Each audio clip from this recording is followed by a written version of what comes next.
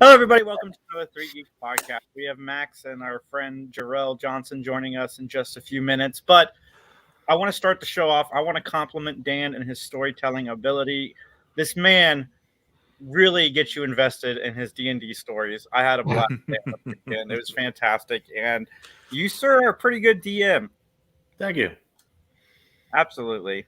I love all the twists and turns. I did like how our group had to take 45 minutes to make a decision each time a decision came up. And watching you get annoyed with us was just on another level of fun. And then there's a monster. Yeah. So you took too long. A wild monster appears. It was like a democracy debate, our D&D games. Like, should we go down this tunnel? Well, if we go down this tunnel, this is going to happen, and this is going to happen, and this is going to happen. Jason, you haven't played D&D enough to know that this is what always happens. Yeah, it's a pretty standard. It's always like that. It's funny. And if you want to check out more of that, you should definitely check out the short film. Oh yeah, about D&D a month ago. Was it a month ago now? Time's meaningless. Sure. I think a little over that. Yeah. Either way, it was a lot of fun. That seems like forever now, but yeah, it was actually I think a month ago this weekend, and it was a lot of fun. I didn't know exactly what you were going to do with our silliness of questing to make danishes for a Goblin King thing, but it turned out all of that very wrong. well. Literally everything you said was wrong. Good job there. I mean, it's along the lines. This is why it takes 45 minutes to make a decision because everything is wrong. That was actually pretty quick. Like we didn't take that long to make too many decisions. Gosh, Justin's just like, well, no, you just made all the wrong decisions, and it was hilarious. Yeah, that was good. But we're back. We're going to talk 80s comedies today, guys. We got Spiderman No Way Home trailer. We have Ghostbusters Afterlife discussion / review, and whatever else comes up in the meantime. And let's get into it, guys. Like, what's everybody been up to? Has anybody watched anything fun? Has anybody else watched Arcane on Netflix? I have. I really like it. Yeah. It's really good. Yeah. Is that it's based off of a League of Legends or something? Yeah. Okay. So very loosely, I think. I don't know League of Legends very well, but it seems like I've not followed League of Legends, but I fully expected it to suck being based on a game. And it's a lot better than I thought it was going to be. It's they get pretty dark. It's pretty sweet. I'm enjoying the crap out of it, and like that Netflix style animation is, I think, like the best that it's ever been in this cartoon. So like that's I'm some extra money. I was really surprised. Like it's very, very good. So if you've not started watching it, the last 3 episodes I think came out yesterday because they're doing like weekly releases of episodes. So I think this isn't their first time doing that, is it? But they don't do it too often where they release it. What's up? How's it going? Whoa, it's so many people. Jarrell, welcome Thanks to for the the show, warning. man. These Thanks are the for the rest of the warning, geeks. Hey, rest of the peep. How's it going? Hello. If you guys missed our interview with Jarrell is going to be in the upcoming Wakanda Forever, which he cannot talk about yet. Right. Exactly. Awesome. Hooray. Awesome. I'm excited to not talk about that with you. It's funny. It's funny. We did that interview and Justin brought it up and he's like, I can't talk about this. Where'd you guys find that? And Justin's like, it's on IMDb. And he's like, nice. I my didn't say crack anything. research of IMDb. I did not say Justin, anything. Hey, there's been a lot Justin of does his homework. Like, where's all this stuff coming from, man? Like Johnny Black and all this stuff. I'm like, Jesus Christ. Everyone's trying to get you fired. Yeah, Kevin Feige's watching right now, being like, coming down. Right. We had another guest on last week, and her IMDb said that she was going to be in Picard. So we started talking about it, or I was promoting her as, upcoming Star Trek because I saw it on her IMDb. And she comes on the show and goes, I can't talk about Star Trek and Picard. Like, I don't know how it got out there. But the funny thing about that, to be on IMDb, the creators of the movies and the projects have to approve it. Yeah. So, I mean, we can't talk about it, but you put it there. Like, well, I mean, like they don't want to not give you your credit. It's like, yeah, he was here. He can't tell you about it, but he was here. He was there. Hey, man, it's just like when you get in those projects, you're like, man, because you know things are gonna leak. So you're like, let me find paparazzi. Take a picture of me. Hey, paparazzi. Hey, I'm here. Hey, I love your hat, man. That's so sick. Oh, that's up. I appreciate you. I appreciate you. I'm a Naruto fan, man, for life, man. That just distracted me. There it is. One love, dude. Glad to find another one in the Brotherhood. Man, hey, it's a few of us. You just got to find it. But it makes it worse because I'm from Compton, so. I mean, good. You know what though? That just speaks to like the level of anime and everything like that. Yeah. You know, it doesn't matter. It really doesn't matter where you're from. Like you can get there. You know, like you can join us. I'm telling you, yes. Nice. So you guys want a Naruto live action remake? I'm just kidding. Look at Mike's eyes died. Like Not if it's like Cowboy Bebop. No. Hey, yes, Cowboy Bebop, yes. I'm a fan of anything done well. I just don't think that they would do it well. And you know, it's like there's a lot of the good stuff out of Naruto that they could make the movie of, and you know that they would use none of it. Well, the thing is you know, no offense to America, but they'll find a way to put these terrible actors that look nothing like the characters. Sounds like Dragon Ball Evolution. Yeah. And it's just like, what? That's a great film. It's spectacular. I don't know why Piccolo looked like a scroll. No one understood this. Like, what the heck? It's like, I think you're in the wrong set, bro. He's like, no, Piccolo, I'm right here. This is me. Well, we got our trailer for Spider-Man No Way Home, and I was already excited. One thing I appreciated about this trailer is they didn't really go too far further than we already knew from the first trailer. It was just a few extended scenes, and I love Marvel, kind of love Marvel for this, but it's almost like a J.J. Abrams thing at this point, because there's two bad guys fighting air. We don't know who they're fighting, but I mean, we all know who they're fighting. It's like a Steven Seagal fight scene. It's like No the one worst knows. kept secret in Hollywood. It's like, you're Khan, no, I'm not. And it's like, the other Spider-Mans are not in this movie, but somebody's fighting the lizard and the other guy. Like, Well, we know it's happening. What do you think, Pyro? These last 2 years, man, we all been fighting air, so I guess it makes sense, you know. Yes, that's true. Why not? You know? I mean, M. Night Shyamalan had it. He told us. He warned us. What? Run No. away from the wind. Did you say M. Night Shyamalan? Yes, I did. That's his love name, right? I thought it was No. Shyamalan Ding Dong. Yeah, no, Night that's what I Smiley said. Man. There's millions of people that get his name wrong every day. He just has to sit there and take it. All of the things everybody said is what I said. I can see him going to open up like a bank account, and they're like, "What's your name?" He's like, Shyamalan, Shy. It's Shy. Have you seen The Village? He doesn't even know how to pronounce his last name at this point. He's heard it done so many different ways. Much less spell it, right? Like, goodness sake. Well, see, I think like if you have a crazy name like that, you have to become famous, so people have to know your name. You know, you have to get it right because I'm crazy. But other than that, they're like, who? Like Rosario, who? Does anybody know what the M stands for? No. Why should it be like Morbius or something? Because that's the thing. I mean, you think his last name is totally unpronounceable. What happened to his first? His first name's a name's complete Mid. mystery. It's Midnight Shyamalan. Ha ha ha ha. Is it Cancel really? him. I really believe Yeah. it, too. Anyway, Jarrell, what do you think of the Spider-Man trailer? Oh, we're not gonna watch it. Awesome. I Oh, think by it- the way, it's Manoj. Manoj. Yeah, the N is Neliatu. Manoj Neliatu. Just for clarification. Okay. So, Really? Yeah, that's Yeah. We see why he did what he did. Yeah, I it guess. rolls off the tongue a little bit easier just to say M. Night. Yeah. Smell him. Hey, there's a tongue twister. Say the whole name one time. $50. $50 to the first person who can pronounce his name correctly. It's going to be in like 50 years. No, but I didn't really like the Spider. I mean, I liked it for what it did. It hyped us up.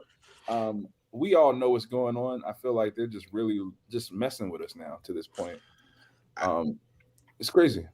I wish for these big budget movies that like everyone's going to see anyway, like they would just do something else for the marketing. You know, like anything else other than show us things that are actually in the movie, because you know everyone's gonna go watch this movie anyway. Right. So like now you kind of have an opportunity to do something different, and no one ever takes it. I just think it would be really cool if, you know, like, yeah, okay, so they showed us a bunch of villains fighting air. You know, it's like, okay, so you've removed the Spiderman from the thing, but we still know what's going on. Like just I don't want to see anything in the movie. I just want to go watch your movie. Like, use this opportunity to watch something else. We're going to see it. I mean, we're going to see it. So I mean, you might as well just go ahead and show it. Like, why? We have enough, Marvel. We have enough going on in this world. Yeah. You still can't find a PS5. Like, come on.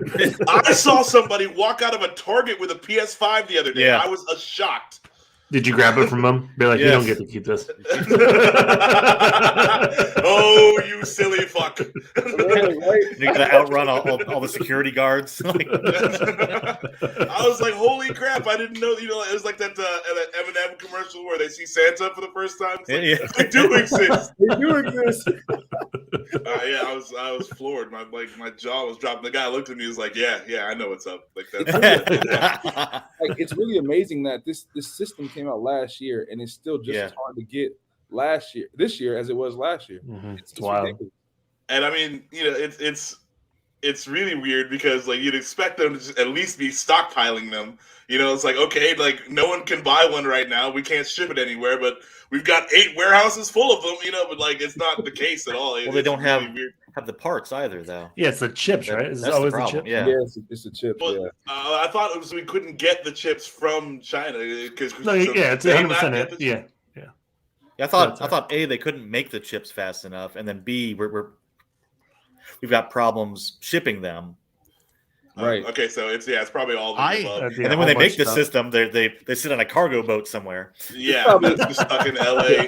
The Suez Canal, just like sideways. Like it's E, all of the above. That's the answer. Oh my goodness. I personally hope they stay out of stock as much as possible, so that way they just keep putting stuff also on PS4 along with the PS5. So that way I'll never have to upgrade. Keep doing the Mike's playing 3D chess over here. I agree with you. I have one, so it's great to just see everybody go crazy over this. Yes, plebs. Oh it's great, man. Skyrim, man, the new edition on the PS5. Oh man, Ultra HD. Let's go. Hey, what's up, Tim? The PS5 might have finally got me with this Knights of the Old Republic remake or remaster that they're doing. Yes. But yeah, as long as it's not there for me to buy, I'm happy. Like I don't have to, you know, it's just like not another financial burden that I have to worry about just yet. Like, hey, why not? We're all going down the tube. Hey, it's gonna be the same thing as the Batman PS4. Oh. Nah. Why Like we all had to hear about it for like 3 years, but you never got one. I stayed vigilant. I stayed true to my roots. Xbox Nation, what's up? But you know, they like Batmobile. Like if you reserved it, you got like a Batmobile or something like that. When you got the Batmobile PlayStation, it was a lot that came with that. That was sweet. I would love a Batman play. I don't need to hear any of that. The Bat Station. You get like a model, but not that new, not the Vin Diesel Batmobile. You got the real Batmobile. I love this new Batmobile in the Batman movie. I am a fan. Oh no, it's better than the Dark Knight one. I'll tell you that. Yeah, I don't know. I like the Tumblr for its own reasons, but you're gonna like it, Max, when he says it's about the Bat family. Yeah. Cracks open like, Corona. I live my life a quarter mile at a time. I'm down for that. You know, like with Robin in the passenger seat.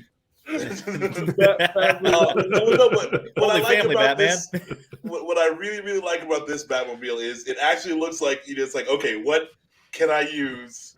And he found like an old car, and he's like, okay, I'm just gonna fix this thing up and make it my Batmobile. I'm down. Like it's like the everyman's Batmobile.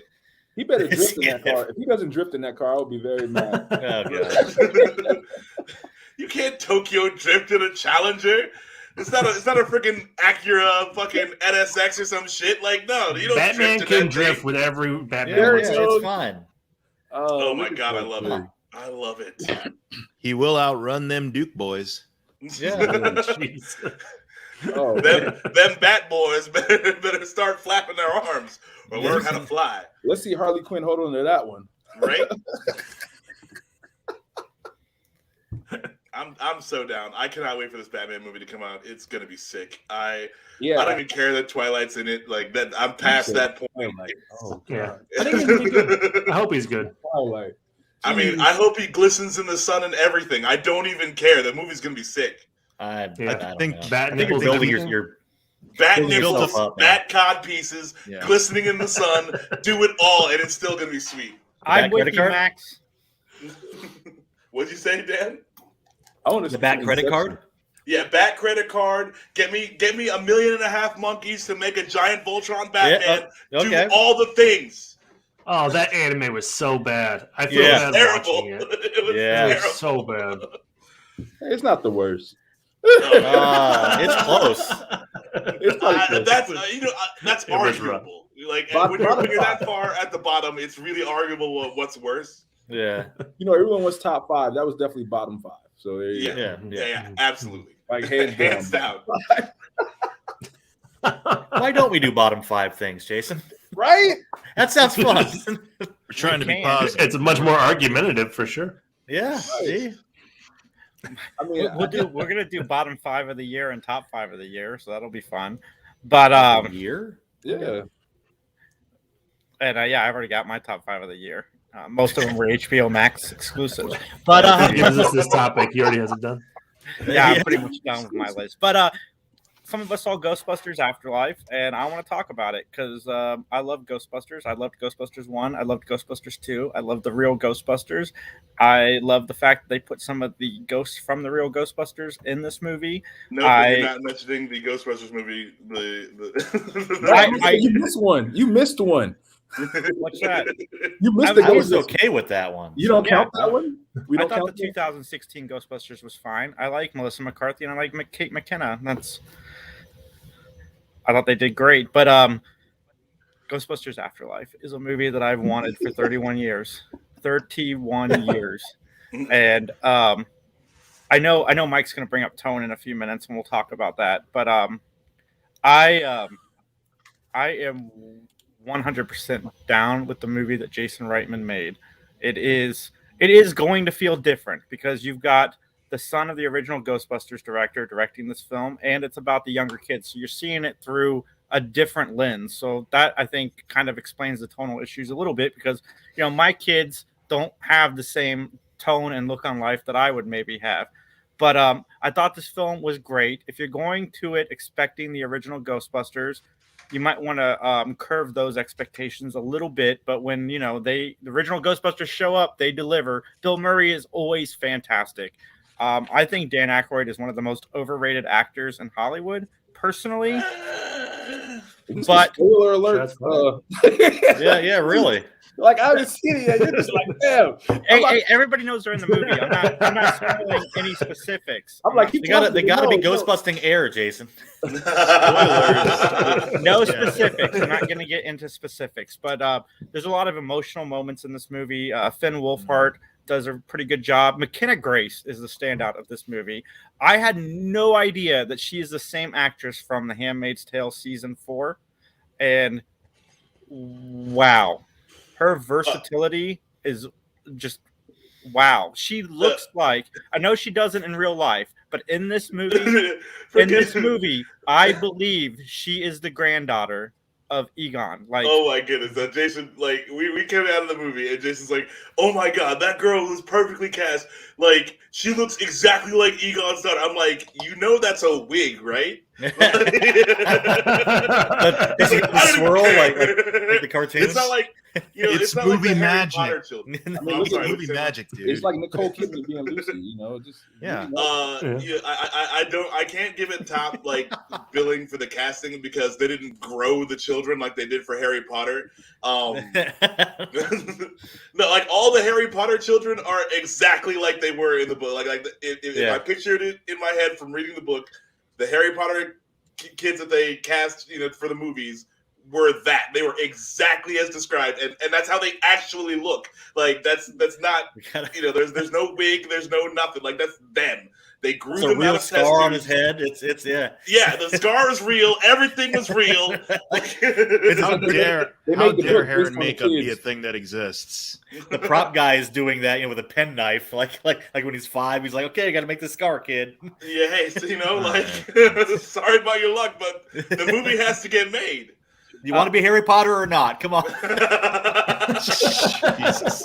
Hey, Mac, I know that you don't have necessarily the same love, but you do enjoy the franchise. What did you think of Ghostbusters Afterlife?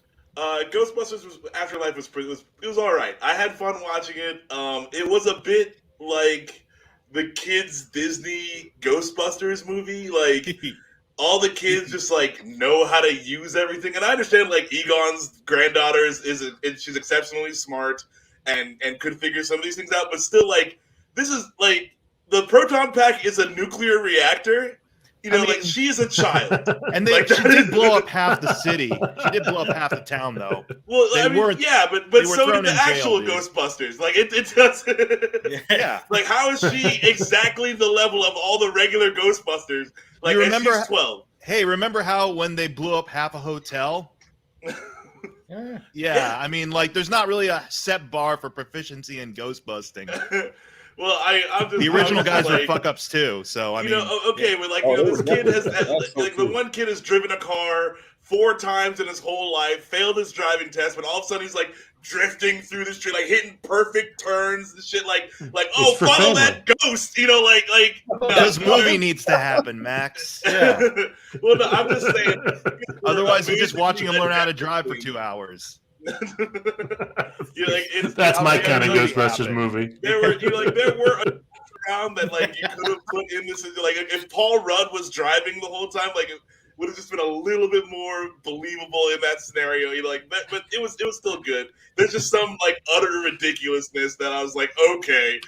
Sure, when I was 10, I could fucking figure out a nuclear reactor. That's no big deal. I gotta say that I totally lost my train of thought. Give me a second. I'll come back to it.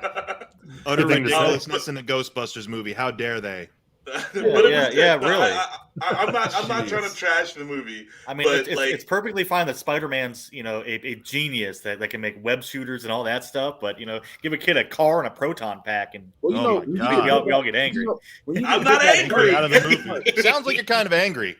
No, all I'm saying is these kids were just ridiculously adept at whatever they were doing, and that was when I was okay, well, it's like a Disney film. That's where I was saying that was. I had a lot of fun. I had a lot of fun watching the movie. As somebody who sat through a Nerdy Hudson panel, I was relieved to find out that halfway through his cameo in this movie, they did not recast him with Keith David. Yeah. So kudos to Ernie Hudson. I feel like Keith David would have crushed it. Or Keith David would have crushed it. To catch you up, Pyro, Max and I. Or Arsenio Hall shows up instead. We went to an Ernie Hudson panel, and every one of his stories, when he was on Psych, he's I had a blast when I was on Psych, but then they recast me with Keith David, and had a blast in this, and then they recast me with Keith David. His entire story is Keith David. He went in to audition for Winston in the cartoon originally, and they passed over him for Arsenio Hall. They passed over the guy playing Winston for Arsenio Hall. It's it was coming to Ghostbusters. Yeah. Are you a Ghostbusters fan, Jarrell? Oh, I love Ghostbusters. I mean, I used to dress up for Halloween. I did the whole thing. I used to eat marshmallows and make marshmallow men. I mean, I was a huge Ghostbuster fan. Stay Puft Marshmallow Men are awesome. Yeah, right. In this one. The thing is, I'm curious because they keep remaking movies that I have this big thing where I'm leave stuff alone. new and creative. And I get it. It's nice to try to find a way to reach the younger audience.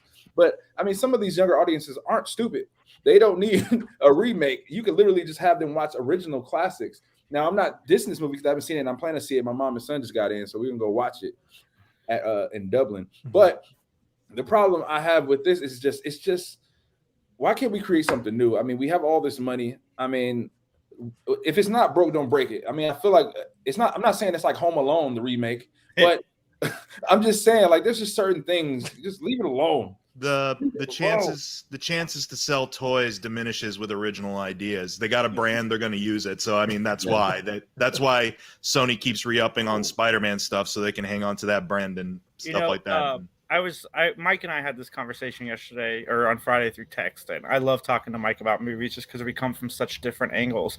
And one of the things that I was telling him is sitting through a movie like Ghostbusters, the reboot or the Afterlife with my kids, and I'm sure you're going to experience the same thing. You get to introduce to your kids something that you love so much, but they get to see it through, their eyes, their generation, the people that they love. And I think this movie does such a good job of, allowing like this. There's a lot of reboots, and sometimes they aim too low for the kids or they aim too high for the adults. But I feel like in this movie, we got a nice little blend, and it's fun to watch these movies through the eyes of your children as well, and get to sharing the things that you love. I'm all for the remakes and reboots because no matter what happens, I have what came prior, and they do make original content. It's just the problem is it's just not as big because we're not going to see it. Well, I mean, my whole thing is I really don't even care. Just do it well. Like it doesn't matter what you're doing. If you're trying something new or if you're taking an old property, just whatever you're doing now, do it well. There's no reason for you to be like, oh well, since the audience is already baked in, I don't have to try as hard. That's what my main problem is with half of these remakes and reboots. Is they don't try as hard, and they don't give it to people who love it.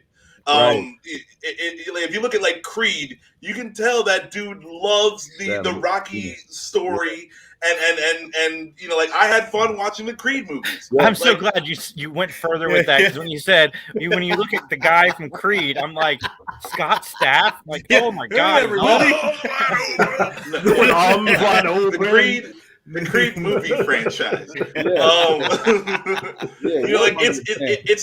It's Rocky. It's still like the same Rocky story, but it's done by somebody who gives a damn about it and really wants you to get the same feeling that you got when you were watching the Rocky movie. I have this same fight with my friends about Brie Larson. I know I keep going back to Brie Larson. I think everybody knows how much I can't stand Brie Larson. That's fine. I understand. Her birthday's the same day as mine or what, but I don't like her. All right, just don't like her. She can't act to me. But I can tell that she does not like being Captain Marvel. You can see that passion is not there. Like when Tony was Iron Man. I'm sorry, Robert was Iron Man. He's Tony. Tony Stark. Yeah, Tony Stark does Iron Man. Absolutely. Like when Logan was Wolverine or Hugh Jackman was Wolverine, you could see the passion. You could tell they read these stories. They became these stories. So I don't like you were saying, I don't like that they cast these actors that don't have no connection to these stories. It's just dry. Why was Henry Cavill Superman? It was terrible. It was no passion for the role. No, I agree. If you're going to have somebody do the reboots or remakes, like in this case, you had the son of the original guy who grew up around it and was passionate about it. Like with Cobra Kai, you've got these three guys that to them, Karate Kid was their Star Wars. They love Karate Kid. Or I said I want to use Star Wars as an example, but I'm not going to. No, you can't. Don't do it. No, I can't. There's passion in the filmmaking for Star Wars. You can tell that they love the idea of being able to make a Star Wars movie, and that they put a lot of creative effort into it. So, you can tell that they love money. Well, everyone loves money. You can tell that George Lucas loved Kurosawa. Yes, that's what it is. George Lucas, yes, he did. Can you take me higher? Hey, great, Ted, thanks. you should Now have he's singing Max on to sing it on Funny Science Fiction. Yeah. You gotta do the Jesus pose though. You get copyright strike for singing. For now, I'm saying, I know that guy. Yeah. Can you make that out as that song though? I mean, To me, Yeah, it's I guess Christian that is- rock album cover. It's not Welsh. Guys. Rock. Oh my god. Looking off in the distance. it's not rock, it's Christian rock. There you No, go. my main thing about Ghostbusters and here's the thing. I totally get what you were saying earlier, Jason. It's like if it gives you a meaningful experience with your kids or the next generation to be able to kind of have that shared experience and something you enjoy in pop culture, yeah, that's awesome. That's great. And absolutely. I came at Afterlife from someone who's just like, I just can't bring myself to care about big franchise stuff too much anymore. Yeah. And I just found it kind of amusing that like this really sincere family comedy or about a broken family, but also being somewhat comedic, but being serious and sentimental. It takes place in the same universe where Ray Stantz got a blowjob from a ghost. Nice. So I just kind of that's kind of hilarious. I was thinking about that as I was watching. I'm like, this is the same universe where Dan Aykroyd got a ghost BJ. Okay. Oh, I'll go with it. Sure. Hey, why not? But yeah, living your best life. You truly can have it all. For me, it was the main thing of like the original Ghostbusters. And even when I was a kid, I kind of got this. It was about this really fantastical idea being set against really dry humor that kind of undercut any of the drama or fantastical stuff. Like Peter Venkman in the original never gets really emotional about anything, even like when he thinks Dana's barbecued dog hair or whatever, when she's cooked. Like he barely emotes towards that a little bit. Hey, how dare you call this a bigger budget Sharknado? Don't do that. But here where everything is like oh man. Get out. That's why we don't have train of thoughts, because then the comments are just like throwing us off. I'm just like, Tim hosts a very serious and clean show, and I love it when he drops like these absurd comments. Sorry, Mike, continue. That's all good. It's all good. Love you, Tim. Thanks. But did you say your mom and your son were showing up? Hey, that's later. Much later. He's like, I got time. I got time. Hey, what's time? We're gonna retcon this. It's fine. It's fine. Goodness sake. We'll see you in the sequel. Might make Paranormal Activity watchable. I would like to see them do a Ghostbusters where like weird things are happening. Just it's like, oh, but we're like they walk into the office and they see like two bloody children or whatever, and it's like, hey Fred, hey Ethel, and they just keep walking, like I'm Fred and Ethel. What is this, Lucy? Like a mix of Beetlejuice whatever, but like they see the hallway, like the the elevator doors open and all the blood rushes out, but they're just like, it's Tuesday. Like I want to kind of see Ghostbusters where they do more of that. And it's like, what is it like to deal with like actual paranormal shit like happening all the time? And like these people are just unfazed. Like that to me would be really interesting. I don't think they like really, it's always like, okay, we got to go out and beat the ghosts, and the ghosts are doing weird things. But like, their office, they hold a vault with all these souls and evil spirits, and it's like that would be really cool to me if like crazy shit happened, but they're they're just used to it. You're asking for a mythology in the Ghostbusters. Yeah, that would be fun. Yeah. And I'm just kind of like, I'm one of those people. I'm just like, Ghostbusters doesn't need to be a mythology. It doesn't need to be a franchise thing. Like, I'm cool with just the one and a little bit with the second one. Absolutely. Like, they don't need to make it. They're going to. So, like, if they're going to, then I would like to see something like this. So it's like these named Fred and Ethel though. Can we just I'm not. Where did you pull those names from? Like, is there? I Love Lucy in the background? That's exactly. Martha. Are you watching this in the background? Where did you get these two names just random? Hey Fred, hey Ethel. Something you might not know about me: I do smoke a lot of pot, so this is where we are. Yes, Michael. Oh my God, that would be so good. Yes, absolutely. I would like to see an office version of the Ghostbusters with no cringe humor. Ghostbusters Afterlife gets it gets a 4.2 out of 5 for me, Max. 3. I'll give it a 3. It's watchable. It's definitely watchable, like for you and your kids if you've got family. But it's not. I don't think it's like. It didn't surprise me in any way. You like it better than the Eternals? Ooh. Oh yeah, for sure. I'd rather watch this than the Eternals. Dude, wow. I'd wipe my ass with the Eternals. Like the Eternals. Well, I'm just saying you ranked it similarly. So the Eternals, like the best thing out of the Eternals was the Indian assistant guy. Like that was like the biggest biggest part of it. The biggest takeaway from the Eternals that I'm excited for the Marvel universe is that guy. Like isn't he a scroll though, supposedly? Hopefully, let's keep him in it. I don't like making it. Oh man, I really don't be funny. You know what? I like Eternals because I like the lore. I'm glad they set up lore. They had to use that to set up bigger things. So I feel like they had to take a L with this one to explain what's about to happen. I feel like with the because they're already going down a lot of different avenues, they really could have done TV with this one and given you more. Yes, yeah. I'm not against the Eternals. I'm against the execution, and it was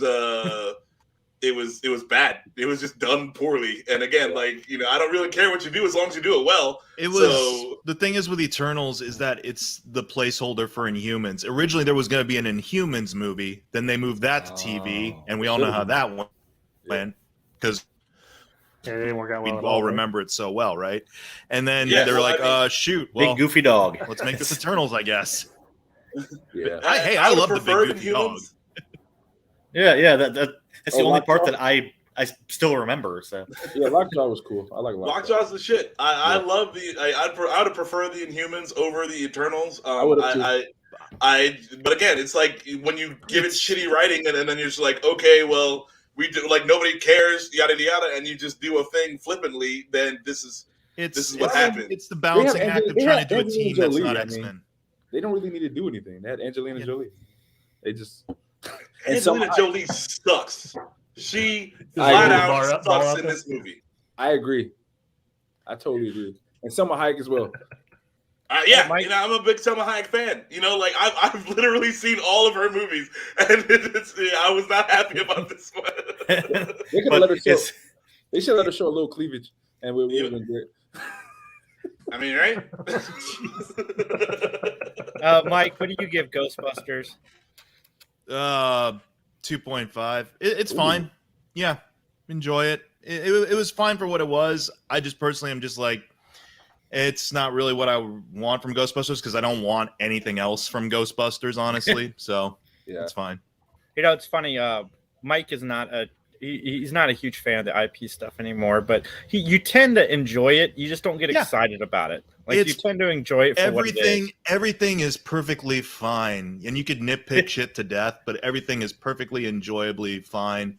But nothing leaps out at me. So that's exactly where I was at. I was like, I watched the movie. I'm not mad at it. It doesn't. Except for the fact that the kids don't already know how to operate. I'm not mad at it. I was just like, okay, nuclear fusion. This is guys, of disbelief. Nuclear. Let's talk 80s comedies because I'm a fan of 80s comedies. I'm sure. I know some don't hold up as well in 2021, but it is what it is. We all know Revenge of the Nerds is one of my favorite movies, but that's totally rape at the end of that film. And we are here to chat about everything. Just throw that in there. Just slide it in. Like I'm going Let's to not talk about it. That was like a brick through a wall. What I think is this would be my number 5 sports movie as well. My number 5 80s comedy is Major League. I love Major League. I love the cast of Major League. I love everything about their chemistry. I love that we got the Allstate guy as Serrano. Yeah. Serrano. I love them all. Charlie Sheen is really good in this movie. Is this like the top of Charlie Sheen's career, Major League? Yes.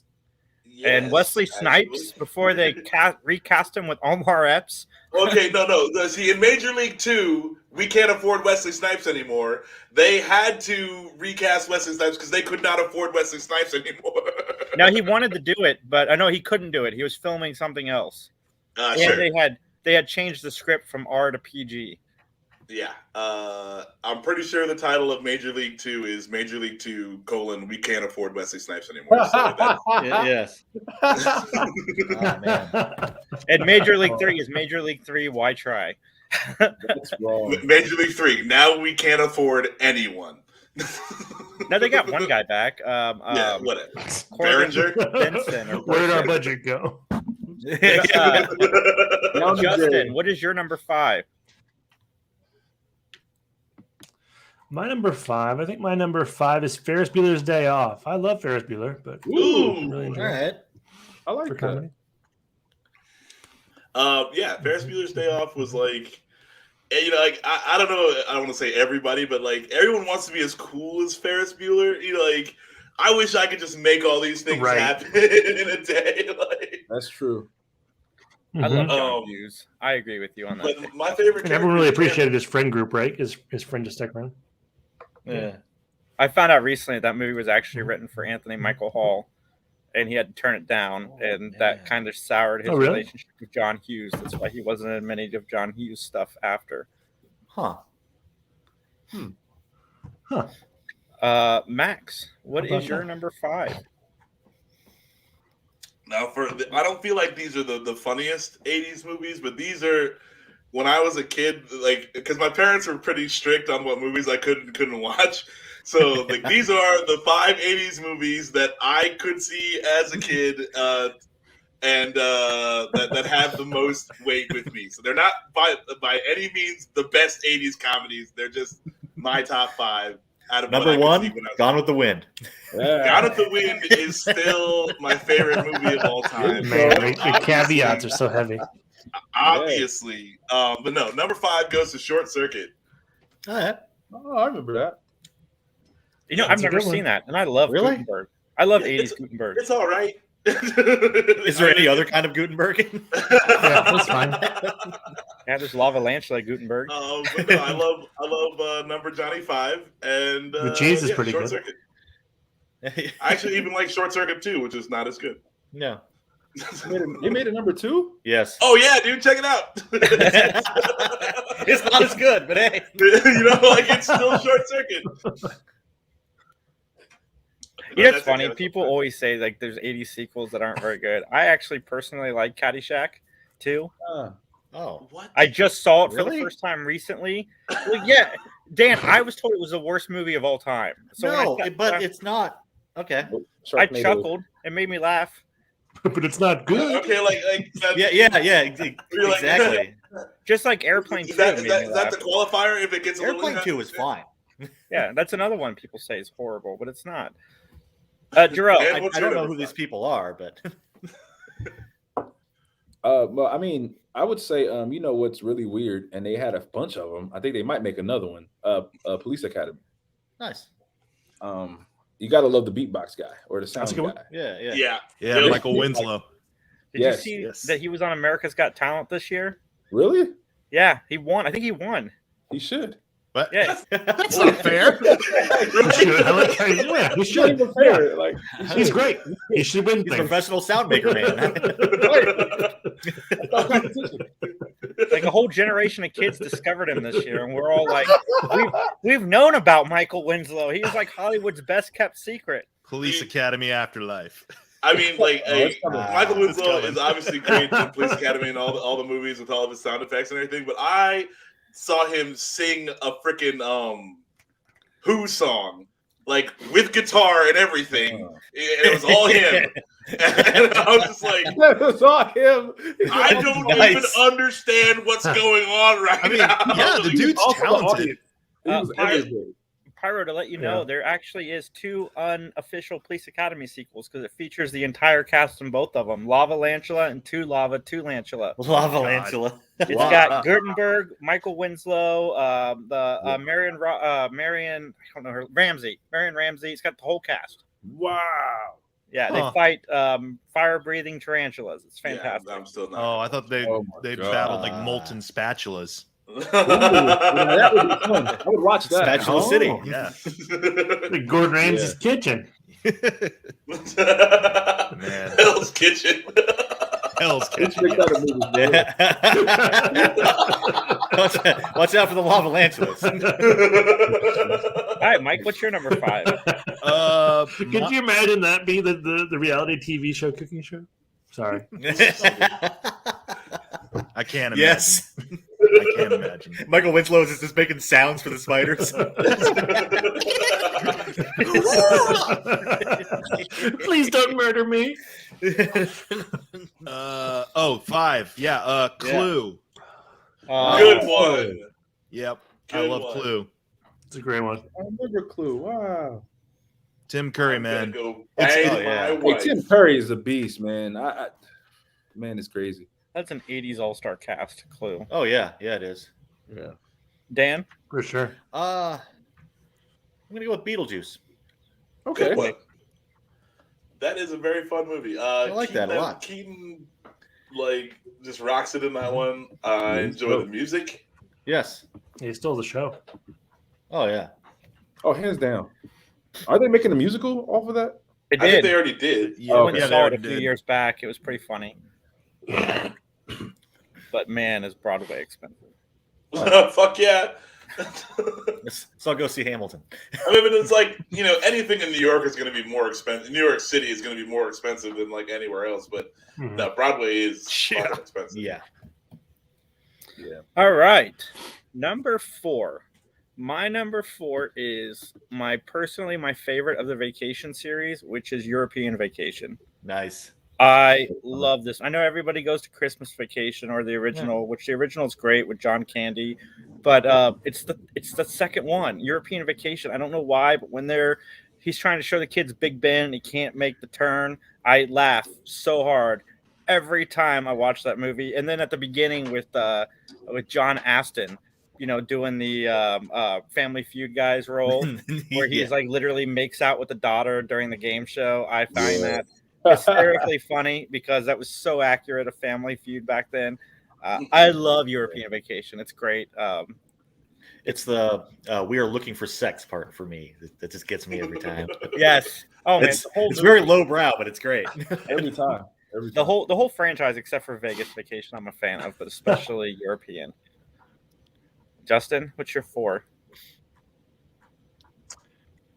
Number 4, man, I have a bunch of like number 5s. I feel like there's a bunch of them that are equal, but Crocodile Dundee. I was a big Crocodile Dundee kid. All right, I nice. loved it. He's cracking me in. Is that a knife? That's not a knife. This is nice. Big fan. I don't know what happened to that whole thing, but yeah, big fan. You can only really make 2 Crocodile Dundee movies, and then that's like the whole idea thought out. Like, there's And that's it. Yeah. Well, didn't they do that? Until they move back to Australia, then it's New Yorker in Australia. They did like that Yeah. long commercial that was sort of like a Crocodile Dundee like remake or something, right? Yeah. Back or something. It's like Hemsworth Yeah. and Yeah, you're right. I've been thinking about revisiting it. I haven't seen Crocodile Dundee probably since the 80s. I don't know. Like, I feel like that's one that's just gonna Fair lose enough. all of its appeal. Like when you go back to watch it. Yeah. Oh Might- yeah, it's might wanna done. stay That there. thing is over. That was good for the 80s, and that's about it. Yeah, that's it. Anybody seen Crocodile Dundee in LA? No, The sequel they made. I've in the seen all early of them. I 2000s. don't remember if I'm I liked sure it or I not, have. but I've definitely seen all of them. with Paul Hogan. Yeah, Yeah. Oh God. Mhm. they made 3 Yeah, Paul movies. I totally didn't even Oh, know. I that thought there they was only a- made 2. What- like, that's strange. Like, what's the premise? Crocodile Dundee in LA. in LA. Crocodile Dundee goes to LA and deals with LA people. Yeah. Like, oh, crikey! Yeah. Oh, Here's it's a a knife. It's a homeless tent. Is it I better think than that's the Escape one where from he LA? destroys like It's not better than Escape from LA. no. There's no way. At least in Escape from LA, you have. They could make a sequel to both of them. And it'd be like a buddy pick. They gotta save Bruce the president Campbell. and make a movie and But, I mean, like, if you gotta escape from Australia, In the I'm kangaroos, down. gotta save, I'm down save the for this. ruse and the president. Because there are actually 83 things in Australia that want to Yeah. kill you, and this is just a normal day in Australia. Yeah. it needs to have a John Carpenter score though. You know, Yeah, I'm down. real heavy synth and stuff. Yeah. Yeah, let's do it. This is Tuesday. All right, Max, what's your 4?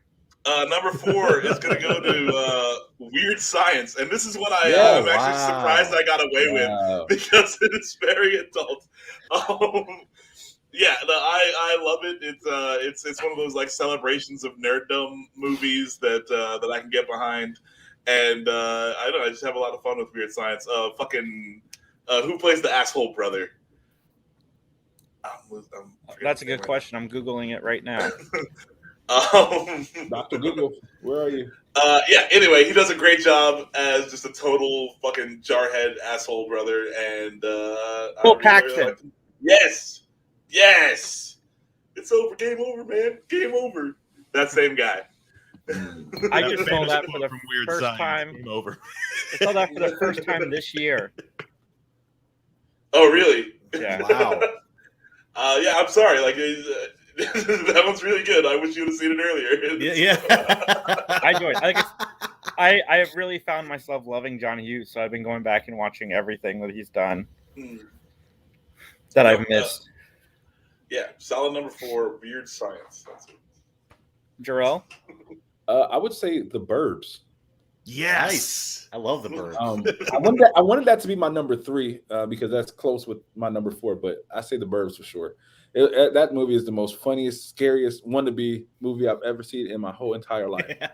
And it still is good to this day. Man, And I the mean, Tom Klopeks are Hanks, just. come on. Tom Hanks is like Satan. Yeah, it's really good. Especially Yeah. in the 80s. Was that before or after Joe versus the volcano? I can't remember. I think that's Before, I think. Before? It might- Okay. It might be before. Because The Burbs was like the last part of the 80s. Yeah. And I think that came yeah. I love comedic Tom Hanks. I mean, I like Tom Hanks now, but I really love comedic Tom Hanks. Yes. Yeah, I'm just surprised that he went, like, he never goes back to it. Like, Tom Hanks has got really good comedy timing, and, you know, it's like now all he does is, like, this dramatic, like, father role stuff. Well, he's and, Mr. Rogers now. Come on, man. Like, Yeah. Well, I mean, Yeah. I'm not knocking his Mr. Rogers either. I'm just like, hey, when you got the chops, like I'm surprised that nothing else is. He does Toy Story and all. all that stuff. That's still comedic stuff. Yeah, but that's still like, I mean, yeah, Toy Story. What are we on? you know what? Toy No, Story I'll give two? it to you. Toy Story for sure. That's why- I like all the Toy Story. That's why I get excited when he does SNL, because he's always funny when he Yes. hosts SNL. Like he did Great Black SNL. Jeopardy a few years ago, where he shows Oh, up as like God, that the, was hilarious. Jesus. Yeah, that was great. but Yeah, that's a good pick, man. Mike. Nice. My number 4 is A Fish Called Wanda. ooh, good one. Yeah. I had seen it in the mid 90s at first, but I would really gotten into Monty Python at that time, and I'm just like, sweet. I kind of like this. And Kevin Kline is my favorite character. Asshole! Like, just constantly yelling that and getting pissed off about everything, every little microaggression against him. So That's one that I hadn't seen until like adulthood. I was like 20 or 30 when I saw it, but yeah, no, like it's still good. Like Jamie Lee Curtis is like. oh yeah, also Jamie Lee talented. Curtis is hilarious in it. Like I love that she just falls to pieces over a guy who knows how to speak Russian. So Yes. Nice. Dan? This is a twofer for number 4. Tie. Because I'm going out of the category, but I find them hilarious. Texas Chainsaw 2. That What? is a comedy. That is It is a comedy. It's a And- 100% a comedy. It's not a good comedy, but it's a comedy. No, it's an amazing comedy. What are you talking about? And Maximum Overdrive. Huh. Oh, that movie's hilarious. Oh, There my you God, go. yeah. With the Stephen King cameo of Honey Child, that machine just called me an asshole. man, if that semi doesn't show up in No Way Home, I'm gonna be so disappointed. Right. Yes. My buddy Mike Thean and I back in elementary school, we used to watch that movie every week and laugh seen our it. asses off at how just ridiculous it was. That's another Emilio Estevez classic. Yeah. Oh, Yeah, Max, you'd like it. I think Yeah, you'd like it. the soundtrack is done completely by AC/DC, who does have a cameo in it when their bus falls into the the river. All right. And that's the I'm reason down. Stephen King doesn't direct movies anymore, right? Yeah, it's the only one he ever did. Yep. Wow. I think you'd enjoy Max. It's silly, but trying to be serious. And there's a semi that has the face I'm of not- Green Goblin. I'm not sure it's trying to be serious.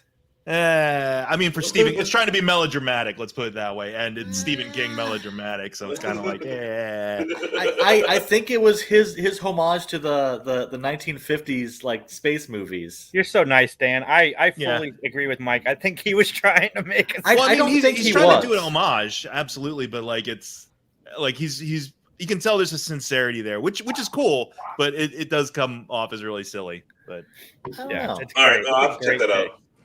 All right, my number 3, directed by Leonard Nimoy, starring 3 icons from the 80s. You've got Tom Selleck, Ted Danson. Yeah. Who Ted Danson's probably the biggest star to ever grace television because every show he's ever been on has been a hit. And the darling of the 80s that nobody talks about, from Cocoon, Police Academy, and Short Circuit, Steve Guttenberg, 3 Men and a Baby. I freaking love this movie. I love it. I love it. I love it. I love it. I could watch it anytime. I remember introducing my daughter to it, and I laugh so hard. Leonard Nimoy does a great job directing these guys, and these 3 guys are hilarious. And you can't have a conversation about the 80s without mentioning these 3 people because they are the embodiment of the 80s. So 3 Men and a Baby, that's my number 3. I love it. I never got behind the 3 Men franchise. the 3 men shared universe. Never got With the Yeah, Ghostbusters 3 and The Man Shining. universe. I'm still waiting for 3 Men and a Bride. Disney, make it happen. It's a multiverse. Yeah. If the Ghostbusters like came through and like nuked the entire apartment, with the photon, I'd be down with that. But I just never got me. It's just like 3 It's a dudes 12 singing year to a old kid. playing with a nuclear bomb just in their living room. Yeah. Like the kid turns it on and zaps himself into the ghost verse. I'm down for that. And then Spock dies at the end. There you go. Of course. Of Justin, course. what's your 3? He's wearing a red shirt the whole time. Yeah. My 3, I don't know how I got believe, this. is going to be gotta use the Schwartz You gotta- Spaceballs. yeah. I definitely. Hold it. Save it. Ooh, Spaceballs. There you go. Oh, okay. Yeah. Max? All right, I see a Schwartz is as big as mine. David Justin. Never show that again. All right, that's my number 1. Inner Space. Inner Space is my number Nice. 3. That's a good pick. That's a movie that That's a like, good I've one. watched probably like 800,000 times. Like I don't know what, like randomly. I hooked onto that one. Martin Short is awesome in this movie. Dennis Quaid does a good job, and I dig it. I haven't watched it recently, so I don't know if it still holds up. But I definitely watched that movie a bunch of times.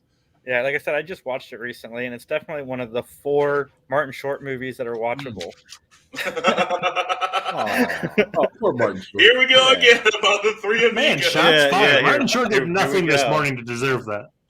He did, what great movies has Martin Short been in? Like Father of the Bride, I'll give him that. You know which one you want to say, just because Three George will Amigos. show up.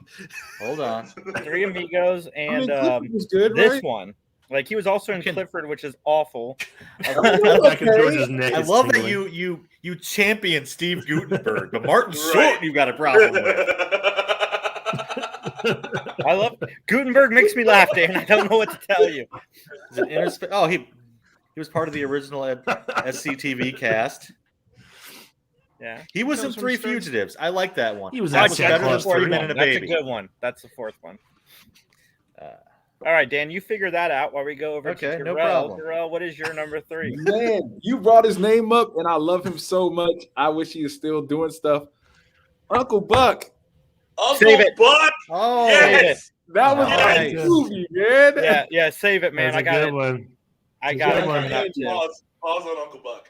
John Pause on Uncle Candy. Buck. All Come right, on, Mike, man. what He is was a part your... of the Kenosha poker.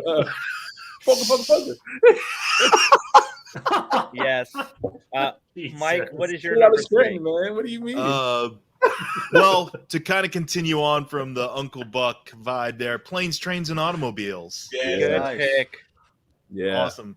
Ooh, And between good two one. pillows, man. Those aren't pillows. Yeah.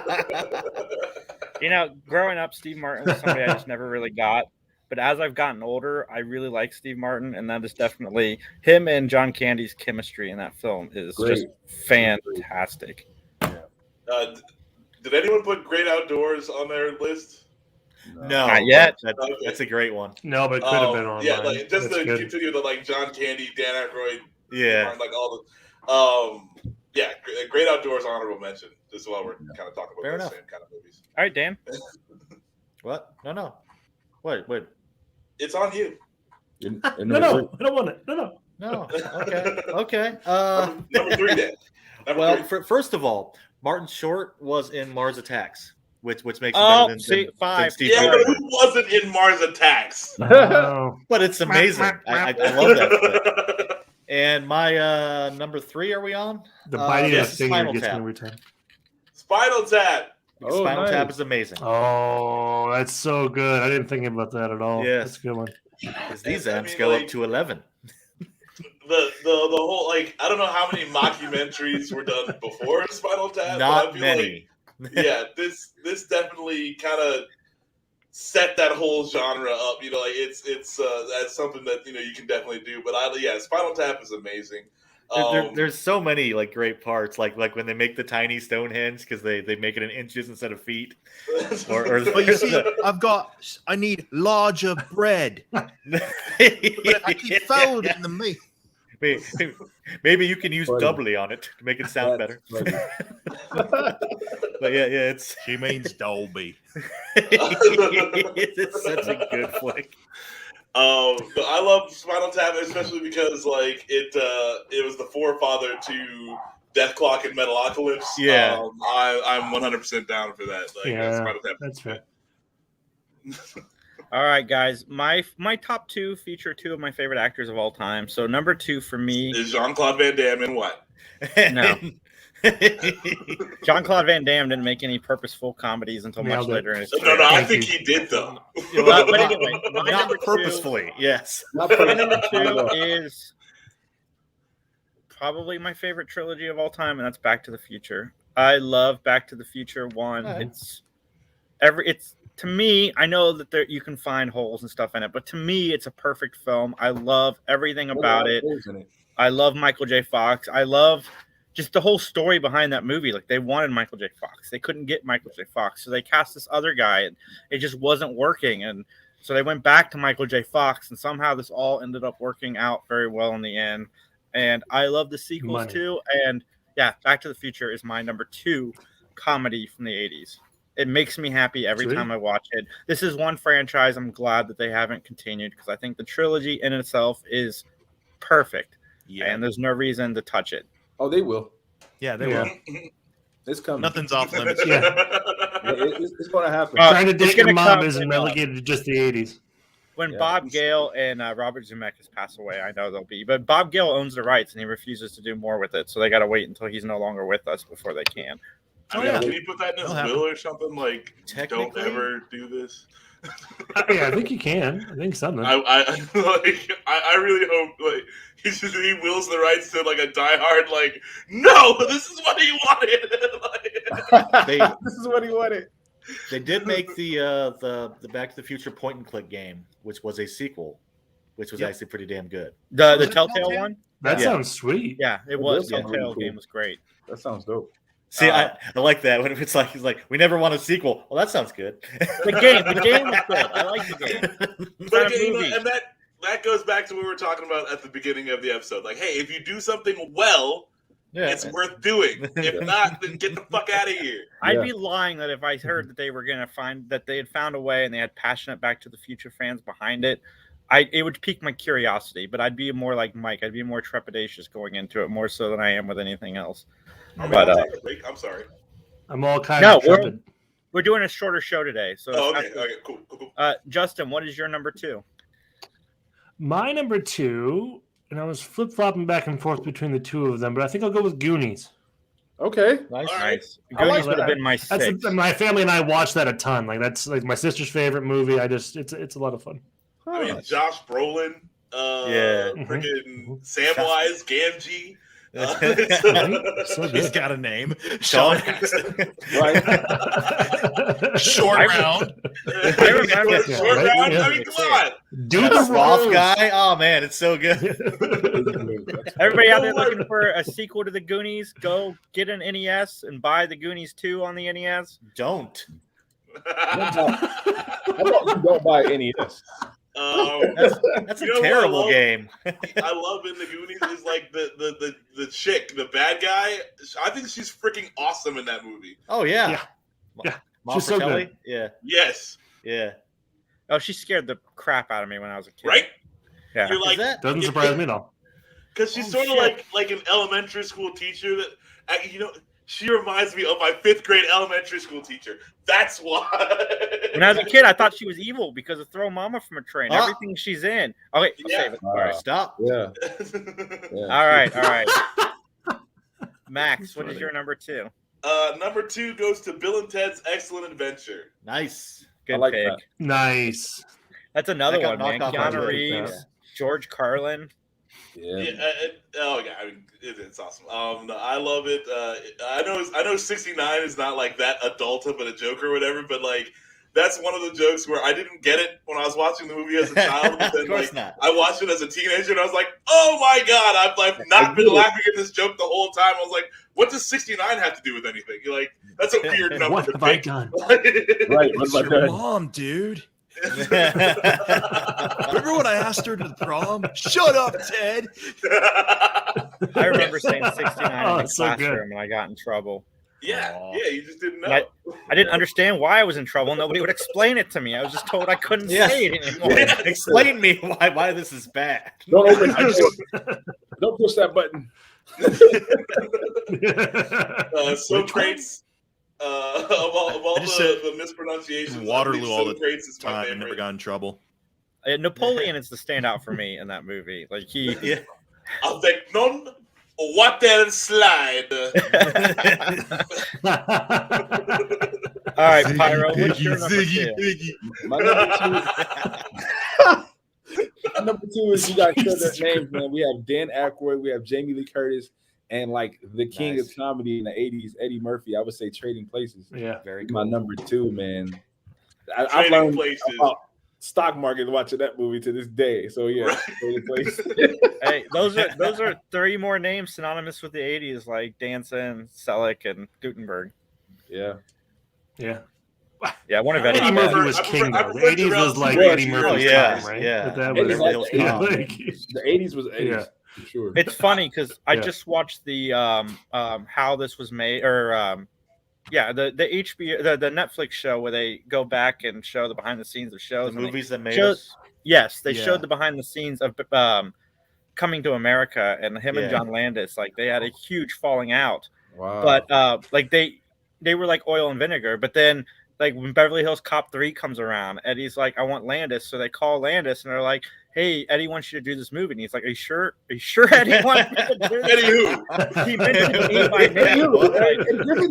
It's like Arsenio a Hall murder. again. Oh. Also, I'm No. facing a lot of legal shit, so Right. No matter how bad Sign the me up, please. relationship got, like Eddie still respected Landis enough that he's like, I want this guy to direct my movie. I know we're not good Wow. friends, but the clash seems to work well for us because we've already spun out 2 classics. Unfortunately, Beverly Hills Cop 3 did not turn into a classic. No. sorry, you meant an actual like clash between. I'm sorry, I was thinking of the actual group, the Clash. The Clash. Nice. Yeah. Yes. Clash, for sure. Eddie Murphy just has the Clash. Like That's in his contract. I just on the phone. Public be like, service "Hey, guys." announcement. Like, I will not be on set unless the Clash is there. yeah. Speaking of same universe, Trading Places is in That'd be the same amazing. universe as Coming to America. every a time, 90-day every time Eddie concert. Murphy I don't walks quite on get set, the Clash has to play. you can't hear anybody around. All you can hear is should I stay or should I go for like the entire shooting time? That's good. That's good. Yes. Yes. That's why no one liked the movie. They couldn't hear it.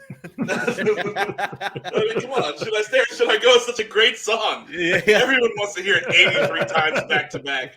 Do you want me to get on the roller coaster? I don't know. All right, Mike, what's your 2? Number 2 for me is Gremlins. Nice. Yeah, that was on my 7, man. That's good. Yeah.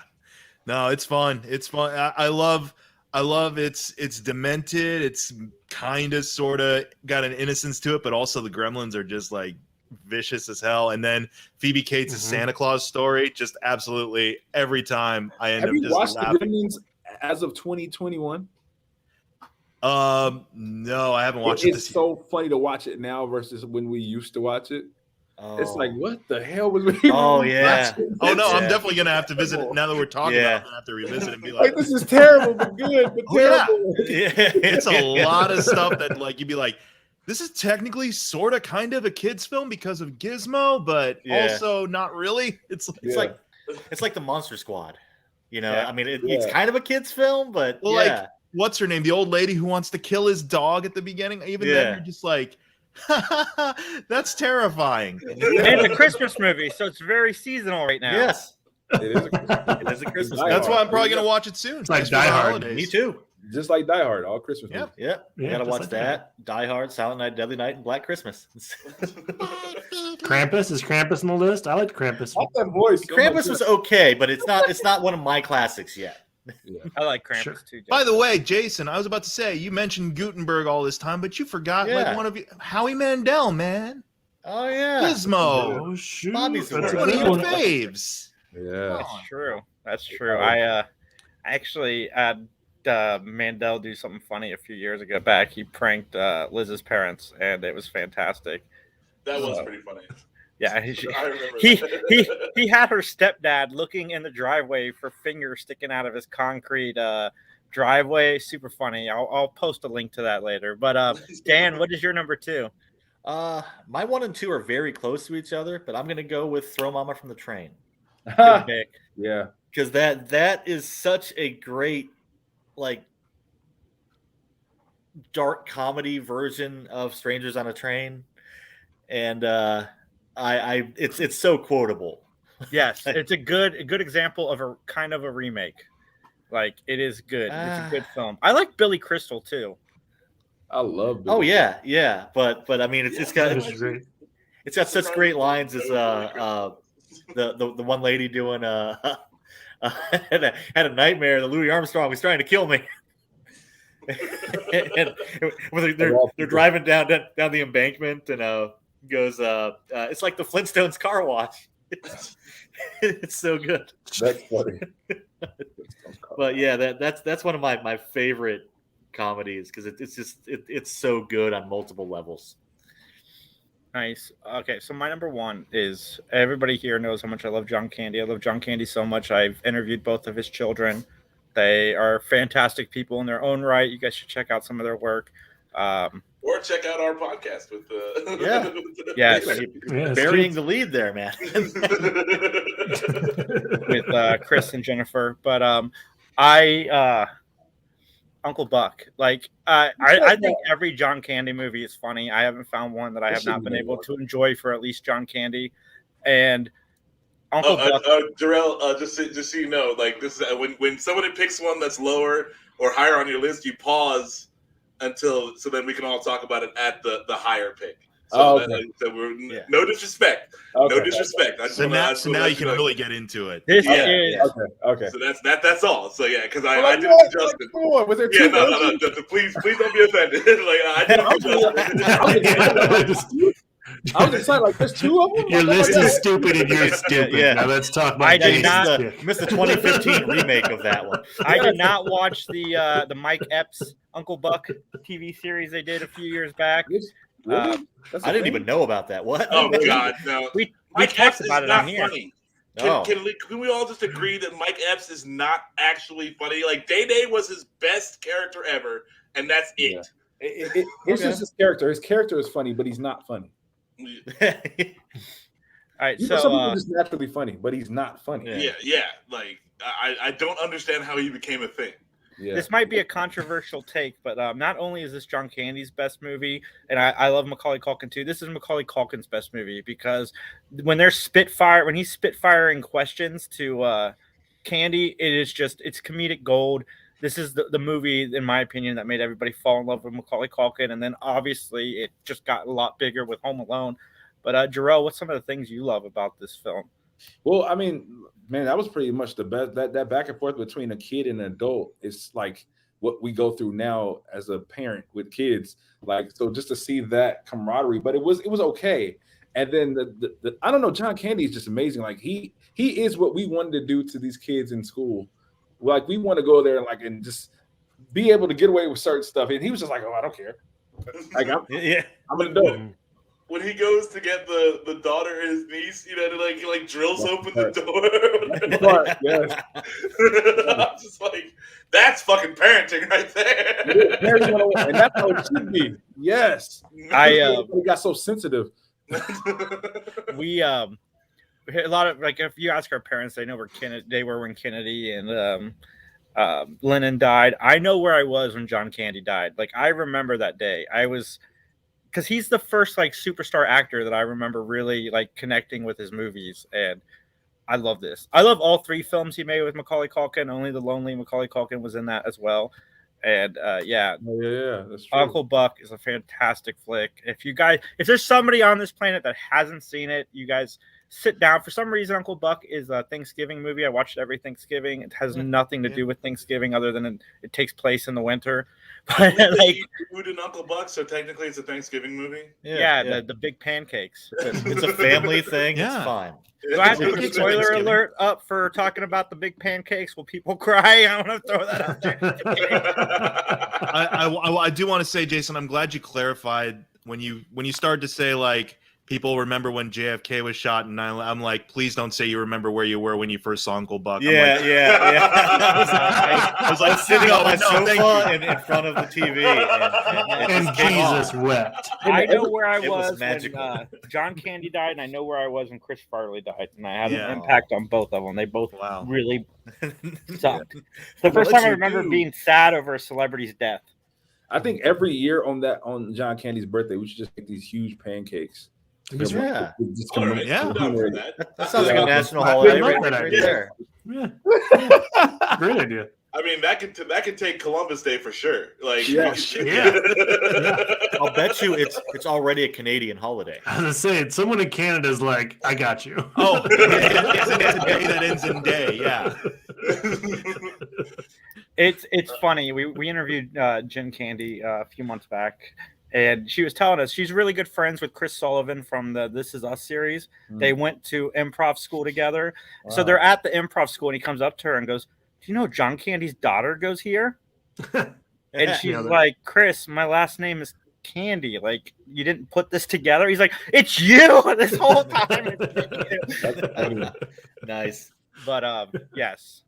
Justin, what's your number one? My number one's Caddyshack. I really enjoy Caddyshack. It's a good time. It's similar to the vein of all the other 80s comedies, I think. Rodney Dangerfield. Oh, my God. Yes. Another funny guy. That guy is hysterical. Everybody, we're all getting laid. Rodney Dangerfield, yes. Yeah, Bill Murray. You had Chevy Chase. Yeah, it bums me out every time I think about Chevy Chase, knowing he's a jerk, but it is what it is. I like the movie a lot. It sucks. Yeah, you know, like why? How come he's a total asshole? Like, oh well, can't have everything. Can't have everything. But yeah, Caddyshack. Well, Caddyshack is great. At least Bill Murray hasn't been ruined for me yet.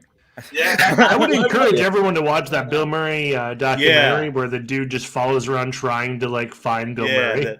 It's a lot of fun. Good. Speaking of, did you guys see that Tom Hanks is going to be in the new Wes Anderson movie? No. You mean the one that came out, or the next one he's doing? The French newspaper. I find that fascinating. I can't wait to see Tom Hanks in the Wes Anderson movie. That should be good. Cool. Sorry, Bill Murray just reminded me of Wes Anderson. No, you're good. That's good. Oh, because he's in all, shit. So which makes sense for sure. My number one is, and going back to Justin, I guess it's actually a tie between Spaceballs and Coming to America. America, yes. those are two movies I could just watch anytime, and it's still funny. They still have a bunch of great jokes. Old dude with the sound effects is in Spaceballs. Yeah. And then Coming to America is probably like that.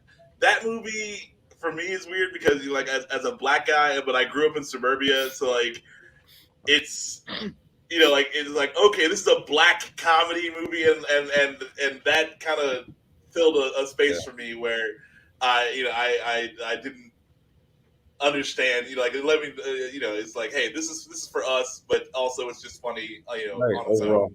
Like Eddie Murphy plays a king. It's not like a black guy, like doing all the stereotypical black guy things. Yeah. And I really dig it. And King Jaffa is awesome. James Earl Jones is 100%.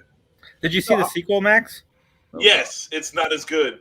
Oh God! I always wondered, like, they should have did a remake. Like, what would have happened if they would have went to California? If their choice was, how it was Queens or LA.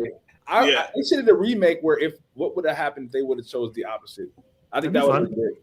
Well, I thought that they should do Coming to Wakanda, or Coming to not Wakanda. It's forever. It's Coming forever. to Zamunda. Where it was more like you do the other thing where because they say his long lost son. I thought they were just going to bring him back, and he's going to have to look for his love in the fictional African country of Zamunda. Cool. That would have been cool. Yeah, but, it's whatever. They kind of just did a rehashing, and but I did enjoy Leslie Jones in that movie. Yes. But no, the first Coming to America is a classic, and I recommend it for anybody. You can watch it anytime. I'd also watch Coming to Wakanda, Max. Yeah. Well, no, everybody in Vibranium. Jarrell can't say it. Yeah, they got the cool jets and all the Avengers are there. It sounds great. I'm down for that too. But again, like I don't know if they can make that work with Eddie Murphy. Like they should have made Eddie Murphy one of like the wise council people in Wakanda. That would have been fucking awesome. The leader of comedy for the Come on, Jarrell, you can let us know. Let us in a little bit. It's actually like Coming to Wakanda instead of Wakanda Forever, right? Of course. Yeah, basically. Yeah. Okay. All right, Jarrell, what is your number one? So I have a number one as an adult, and I have a number one as a child. As a child, Honey, I Shrunk the Kids is my number one. That's a good one. I didn't even think about it. That's a good one. And I mean, come on, that was like the childhood. That was 90s. That ain't a comedy. It's a heartbreaking moment when that aunt dies, man. It's right. It is. Dude, and we're talking about like 80s treasures. I mean, like how great of a guy is Rick Moranis? Like he seems fantastic, and he gave it all up to raise his children. And my number one as an adult is Back to School. Robert Downey. Okay. Sam Kinison. Rodney Dangerfield. Yeah, man. Yeah. That was very adult. Yes. Somebody says. Yeah. No, Rodney Dangerfield. Like that guy was. I really appreciate his humor, and it's. Jay Leno does the thing where like they do just joke after joke after joke like he used to do, and they that's a Dangerfield, like you're doing that now, so it's like that dude is really funny. He's one of the ones that I miss. Like it's legend for sure. Yes, I like a lot of his movies, even like the super bad ones. Like I think he's fantastic. Like fucking Ladybugs. Ladybugs, that's what it is. Yes. Oh God. Oh God, what a terrible Or movie. Rover Dangerfield. Yes. Yeah, Rover Dangerfield. Yes. The whole idea is it's just Rodney Dangerfield as a cartoon dog. Yeah, I haven't thought about that in forever. Nice. They already had Droopy. Look, we don't need another one. Come on. Yeah. And the fact that he even looks like him, it's just like, Right. what? It's weird. All right, Mike, what's your number one? Mine, again, I'm doing what a lot of us have been doing, the tie, especially with the number one, just because I couldn't decide. It's Naked Gun, the first one, or Ghostbusters, one of the two, the original. Okay. Both good choices. Yeah. Yes. And I know Naked Gun's got OJ in it. Let's try to Some foreshadowing there. It's pre-murder. It's fine. It's fine. At least his scenes are all of him getting the shit. Yeah, kicked at out least of him. all his scenes he's getting like beaten up and thrown downstairs. It's pre-love, so you know. as long as it's pre-love, I don't feel quite as bad laughing.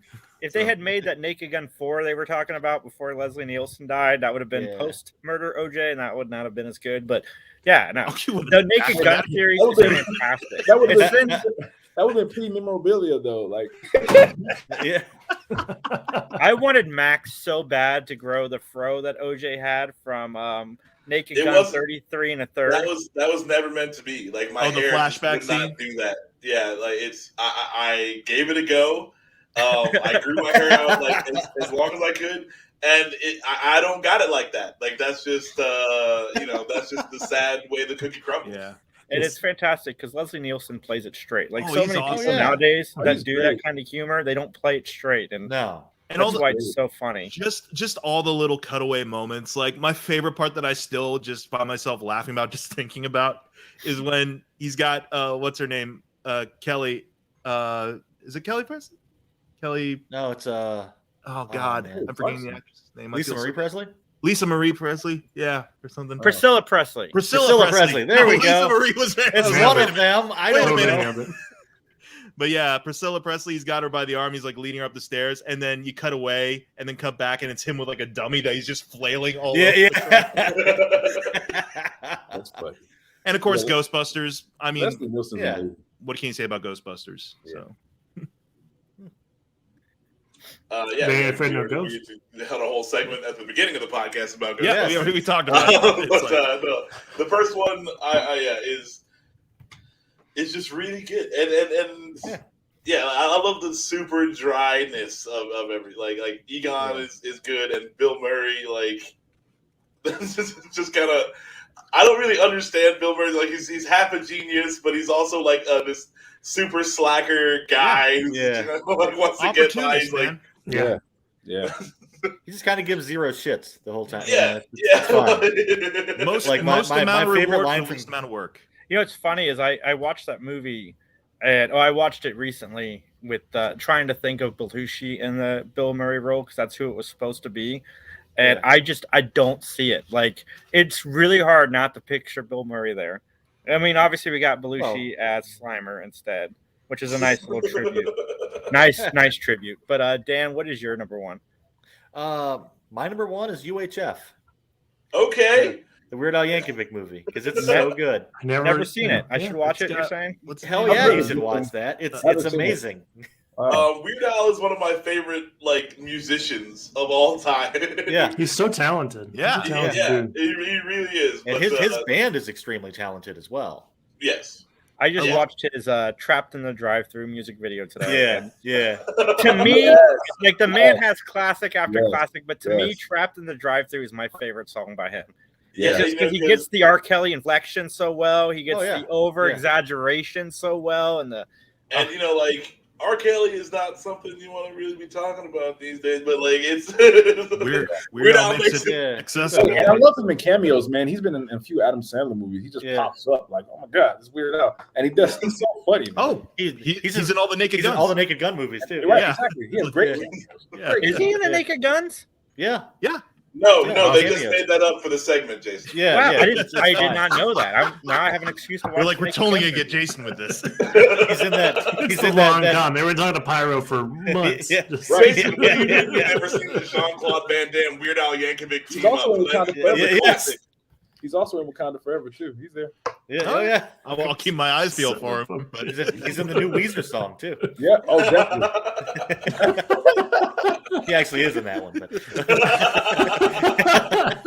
But the weird thing about UHF, if you get the DVD or the Blu-ray and you listen to the commentary and you think it's going to be something funny, it's just Weird Al talking about how they filmed on this street and this happened and they had problems with this, but with no humor at all. It's just extremely dry, and I'm like, that's just kind of weird to hear. Like, did you know one of the what is it, the Gipper Twins?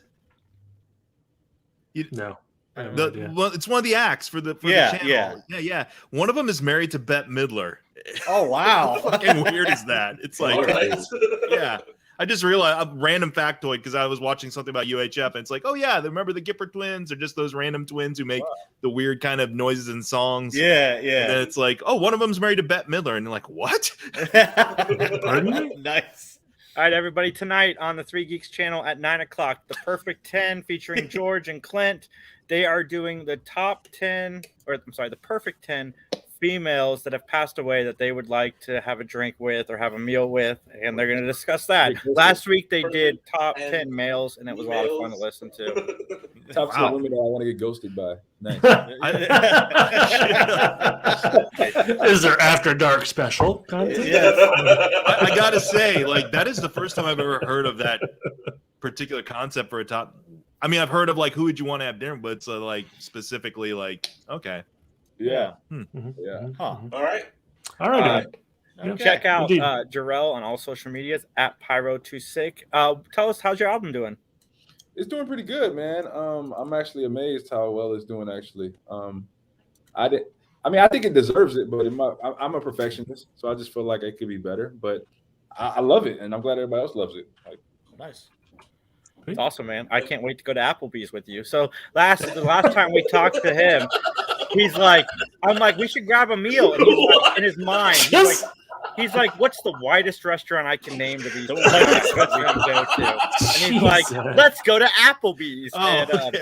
Just like randomly, I can't wait to see you at Applebee's. I mean, He's not wrong. I mean, it's It's in the neighborhood. Yeah. Like, I'm gonna say a thing. And It's I'm not gonna in the keep hood. moving It's past it. hey, man, isn't there a Four song out of the about 6 people had Applebee's no that you idea know? what was going on with that conversation. There's like a country song about Applebee's. It's funny that it came out right after we just started talking about Applebee's. I'm like, man, There you go. See? Oh yeah. Branding. Damn. And my Yeah, question to you, Pyros, besides your own album, what album are you listening to right now?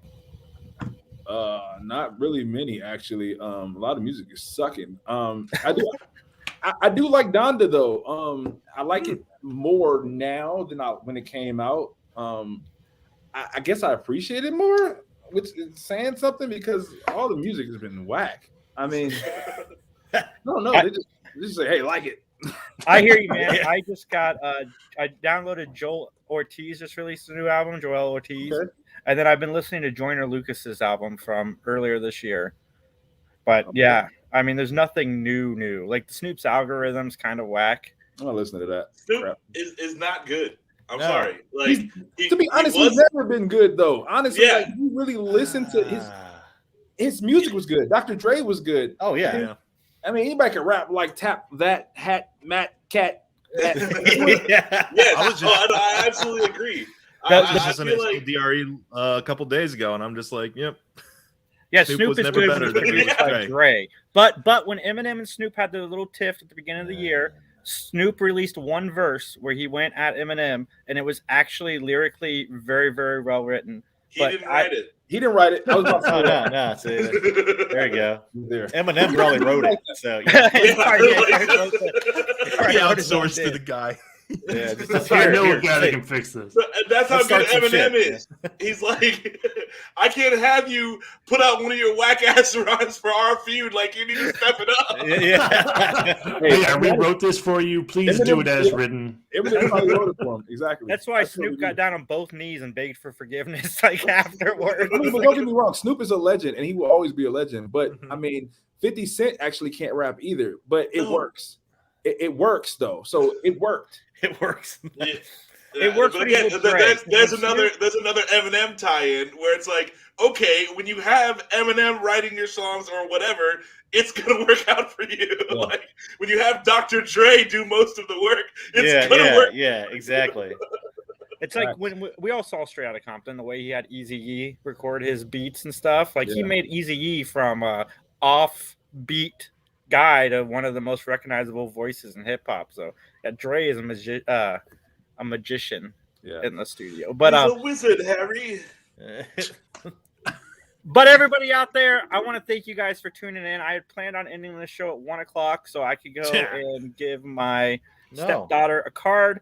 But I'm gonna go do that now. So I will holler at everybody. You guys have a great day. Follow us at Beano Geeks card. Podcast. Check out Mike at youtube.com/Mike McGTV. Again, check out Pyro at Pyro26. From all of us at the 3 Geeks Podcast, have a great day. Next week's show will be pre-recorded, so we will not be here. It's Thanksgiving weekend. Enjoy the time with your family. Thanksgiving dinner table is not for politics. Just have fun. Oh, with yeah, your it is. Family. Love Whatever the hell your you want it family. to be for. Yeah, that'd be Prepare great. to deal with it. Just love your family, love your neighbor, pay it forward. Have a great day, everybody, and good night. I think I got cut off there, but recycle your droids, everybody. Recycle them. Yes, That's just right. do that. We are rebranding all of our shit for the first of the year, so be ready. Oh, great. Good thing Max has been asking for it.